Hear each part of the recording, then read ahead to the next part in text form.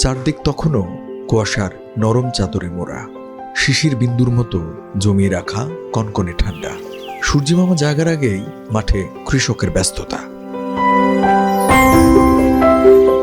এমনই এক ভোরে জয়পুরহাটের পাঁচবিবি উপজেলার কুয়াতপুর গ্রামে রাস্তার ধারে দেখা মিলল আজিমুদ্দিন ও শিরিন সুলতানা দম্পতির। খেজুর গাছে উঠে পাথর নামাচ্ছেন ষাটোর্ধ্ব আজিমুদ্দিন।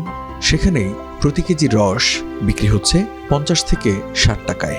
মুখে নিলেই ছড়ায় মিষ্টি ফেনার ছোঁয়া, তারপর গাছের গভীর স্বাদ যেন শরীরের ভেতরটা জুড়িয়ে যায়। ঠান্ডার কাঁটা মিলিয়ে দেয় শান্ত উষ্ণতায়। শীতকালে খেজুর রস আল্লাহর একটা বিশেষ নিয়ামত। বহুদিন তো ইচ্ছে ছিল খেজুর রস খাবো কিন্তু মিলে না।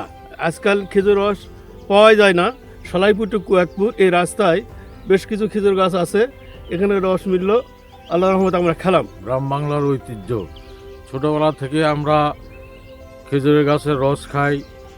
অ্যাভেলেবল রস পাওয়া যাচ্ছিল, এখন কালের বিবর্তনে গাছগুলো কেটে ফেলা দেওয়া হয়েছে, খেজুরের রস আর পাওয়া যায় না। গেল কয়েক বছরের ব্যবধানে ক্রমবর্ধমান মানুষের বাড়িঘর নির্মাণ আর নির্বিচারে গাছ কাটার ফলে ক্রমে খেজুর গাছের সংখ্যা কমছে। ফলে হারিয়ে যেতে বসেছে গ্রাম বাংলার ঐতিহ্যবাহী খেজুরের রস। চাহিদা থাকলেও মিলছে না কাঙ্ক্ষিত রস। আমার ছেলে মেয়ে সবাই ভিন্ন করে খায়, আমার কেউ ভয়া করে না। আমি এখন নিজের মানুষ নিয়ে এই রাস্তা পথে গাছ লাগিয়ে খাই। এইভাবে দিয়ে আমার কোনো দিন পথ পার করি। আগে তো বহুত খেজুরের গাছ আসলো, এখন তো আর নেই। এই রাস্তার পথে কটা গাছ আছে, 10-12টা, এলা লাগে কোনো মতো দিন পার করি।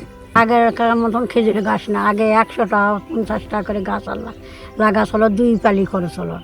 এখন আর গাছ পাওয়া যায় না। এই কুয়াতপুরের এই সরকত পাইছি, এটা নিয়েই কোনো মতনে দিন যায় আমাদের বাবা।